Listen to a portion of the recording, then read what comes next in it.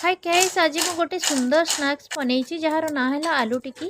आलू टिकी बनवाई मुझे दुईटी मीडियम साइज सिझा आलू नहीं से पकईदेली 2 चमच कॉर्नफ्लावर पाउडर, स्वाद अनुसार लुण, गोटे चमच चिली फ्लेक्स, गोटे चमच मैगी मसला और गोटे चमच चाट मसला, जुआणी और धनिया पत्र देदेली भल भाव अटा परी चकटी देली।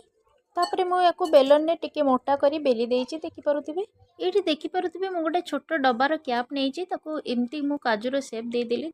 देखो मुझे बढ़िया से काटी दौर छोट डबा साहाय्य एमती काजूर सेप देदेली। सब गुड़ाक मुझे काटी नेली। आपड़ चाहिए ये डबा साहाय्य गोल सेप दे पारे। तापर तेलटी को बिल्कुल भी बेसी गरम करवानी, हल्का गरम कर स्नैक्स गुड़ाक छाणीदेली। ये देखिपे स्नैक्स आवाज शुणी आपण मैंने जापे स्नैक्स केते क्रिस्पी बनी। आपण मैंने यही प्रोसेस रे घरे बने निश्चय आपण मानक पिला खुआंतु आउ मते कमेंट करंतु केमिति हेइची।